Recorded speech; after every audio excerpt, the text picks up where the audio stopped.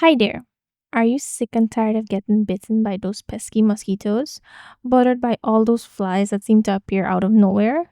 That was me too, until I realized they were sneaking in through a small tear in my insect mesh.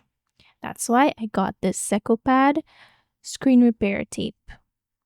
It's 2 inches wide and comes in a 30 feet roll. I got it in black. The material feels high quality and it has a protective plastic film covering the sticky side. Now, here's how to use it. First, you clean the damaged area and trim the edges of the hole if needed. Second, measure the size of the tear and cut a piece of tape that's slightly larger.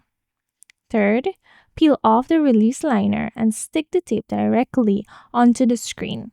And finally, press firmly to make sure it's fully secured. You can even layer pieces on top of each other to reinforce the patch.